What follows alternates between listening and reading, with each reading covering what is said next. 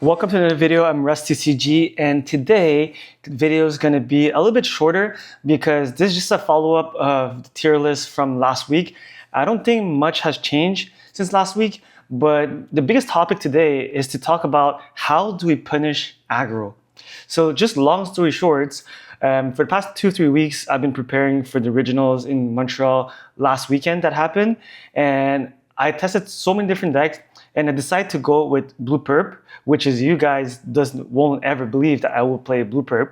But the reason behind it was because Blue Perp was the most consistent deck, and it's a deck that if your opponent doesn't have the outs, you probably lost.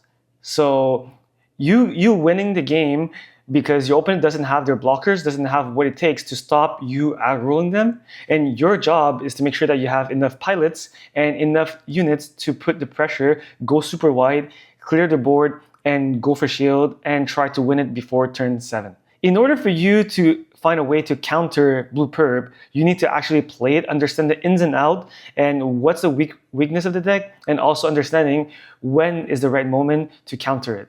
So I played multiple times after the regionals in Montreal, and I got destroyed, I think, after the regionals because everybody was so fed up about playing Blue Perp, and everybody was taking against it. People playing green-red CB, purple-red CB, red-white, and the most surprising fact is that I lent my deck to my friend for the regionals, and he was playing green-white wing.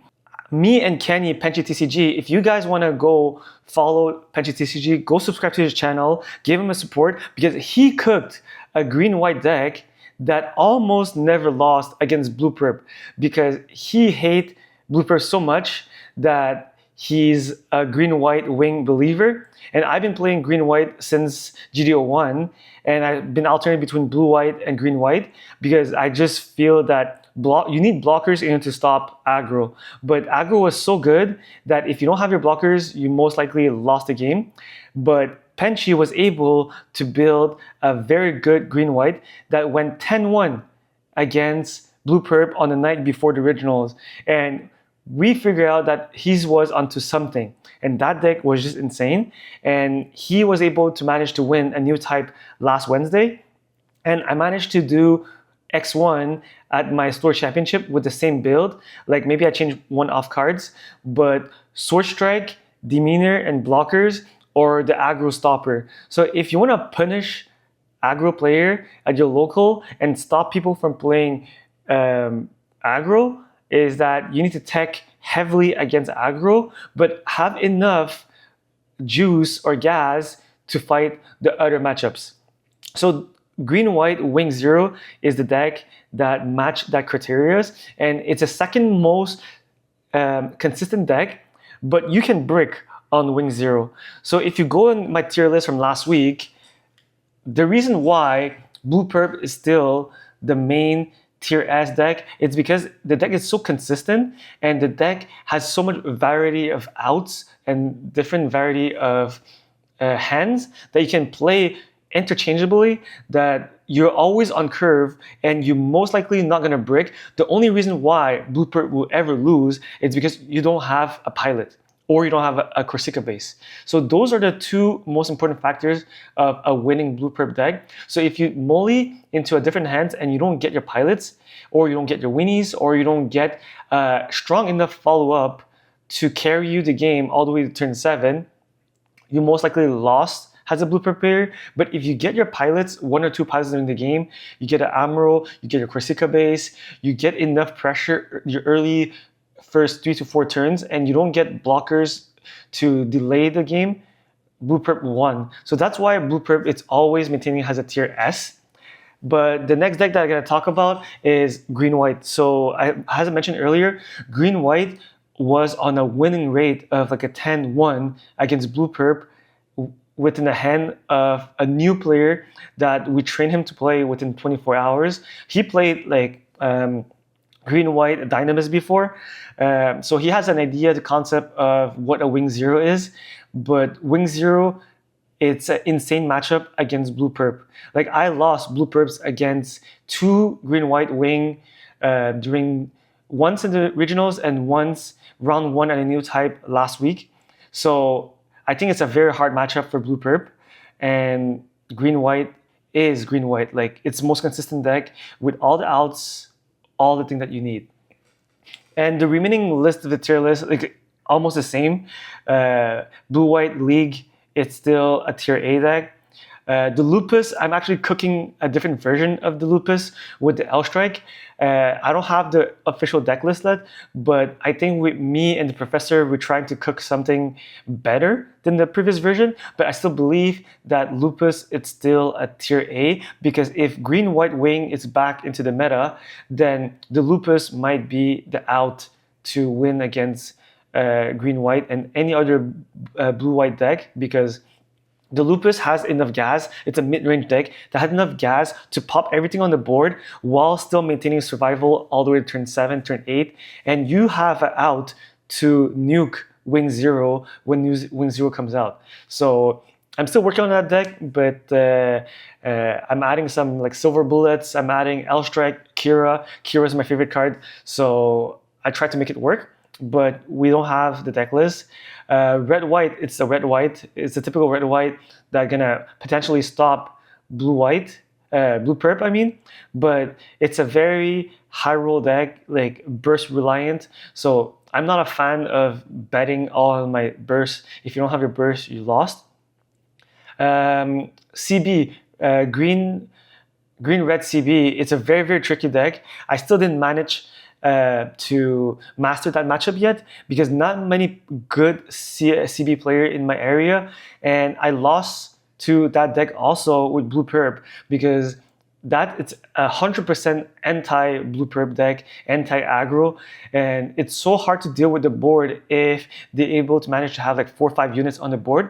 So CB is a very tricky deck, but I think potentially it's a tier A deck. But I feel that if heavy blocker decks come into the game, I think that CB will bump down to a B tier deck. But we'll see how the matchup goes. But it's a lot of testing required to try to beat that deck. But if you have heavy removal, CB gonna struggle, because CB, it's a highly pilot reliant deck. So if you don't have your pilots, CB most likely lost the game. And if you have enough blockers, removals, demeanors, you bounce back all the stuff that they need to bounce back. You kill the pilots, so their engine stops searching for their units, then CB gonna struggle a lot. And so my round 1, it was a very grinding matchup against purple white Destiny. So that's where like purple white Destiny is still gonna be a tier A deck, because purple white Destiny biggest difficulty in the matchup is that against aggro. So if Destiny doesn't get their Swords Impulse in the trash early in the game, and they don't get their Swords Impulse and they don't get their blockers, purple white gonna struggle a lot. And also they're gonna struggle against other white decks, blue decks, or like any green-white deck that are very aggressive early game, removal and stuff like that. So purple-white Seed Destiny is really setting up combo deck. So if you don't get your pieces in time, it's gonna be hard. So, but it's still like a very, very good deck in the current meta situation right now with blue-green, 1-year war, and blue perp in the meta. So if you get your blockers and you get your Source Impulse very early, you manage to stabilize the game, and you just keep getting values with your Destiny Gundam. So that's why it's a very, very good deck in the current meta. And you can punish blue perp and 1-year war if you get your pieces. Same thing as if blue perps gets their Amuro and their pilots in the Corsica base. And the other version, which is the purple-red Destiny, that one, like, there's so many variety of the build that I still didn't master it. So I know you guys have been waiting for the build. You want me to release that video, but I don't want to release something that it's not working 100% yet. But and we got sold international, the online league that I'm playing inside. The owner of the league, LeBron, he sent me his list that it's very, very good. But I feel that I'm not convinced about the build so far, but I still like the build. I think I can tweak it and fix it to my liking until I get the perfect build before I release what I believe it's a good build. So I promised you guys for last Wednesday, but I don't think the deck is good enough to show you guys. So I will delay it for this Wednesday or then the following Wednesday. So if you guys are a member, potentially you guys can have early access to it, but I'll only post it when the deck is ready. And the other deck will be the blue-white unicorn. That's a deck that I really want to try to make it work. I'm still cooking it, but it's quite rough in the current meta, but it's still at potential tier A. And the next deck is the purple-white vulture. So that's a deck list that the first place Virginia Jacob, he gave me that list. I've been testing with it. I did X1 at my new type last week. I bubbled out, I think like 5th or 6th place. But the deck is very, very spicy. I cannot leak that deck yet, but that deck is actually very good into the meta. It's very good against aggro. It's especially good against 1 Year War because that deck just runs over 1 Year War. So that deck was tech specifically for 1 Year War because the meta call was 1 Year War and blue perp. But I think blue perp is still one of the top deck in the meta. So we need to tweak the deck in order to adapt to the current meta against green-white and blue-white. And I think that deck does phenomenal against blue-white League Militaire. So we'll see about that.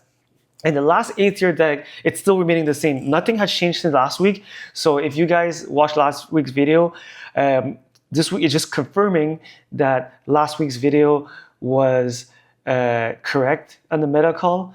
And 1 Year War, it's still in the tier A. And I think overall, everything in the B tier, the C tier, and the D tier remain the same thing until someone make a spicy tech to go against the meta. But I just feel that the Weenie aggro, it's not an A tier because as the title of this video mentioned, that how to punish aggro is actually play Sword Strike, Demeanor, and all the stuff that's removal in the white part of the meta, which is any white deck with Sword Strike, Demeanor, and any early removal and blockers gonna stop aggro. So that's how you should punish your meta. If your meta in your local store or running heavy aggro, they need to get punished for that. So if you get your Sword Strike and your Kira Link turn 4, follow up with Demeanor and follow up with blockers, heavy blockers, like they most likely cannot deal with that because you need to save your Sword Strike as long as possible to make sure that you remove all the units and you just nuke the board with Wing 0 because most likely by turn 7 they're just gonna flood the board and hoping that you don't have Wing 0. So any similar decks like this, for example, even a Lupus, you drop a Lupus, you ping the whole board, you won the game. You put a Sword Strike, bounce everything, and after that you put Neo Zeon, you nuke the board, it's GG. It's over for any aggro deck. So same thing with all the possible thing. So if your meta is full aggro, please punish them and make sure that you run full of anti-meta and in order to just force aggro to stop playing aggro, because aggro, it's an easy win if people doesn't understand how to stop aggro, but if you want to punish aggro, you need to punish them hard. All right, thank you for watching. And this video is really appreciated. Please give them a subscribe. I didn't announce the giveaway yet, but I will do the giveaway as soon as possible. And please subscribe, give a like, thumbs ups, and drop a comment what you think about the current meta. I think the meta is really healthy. It's like adjusting right now. So hope you guys enjoyed the video and on to the next one.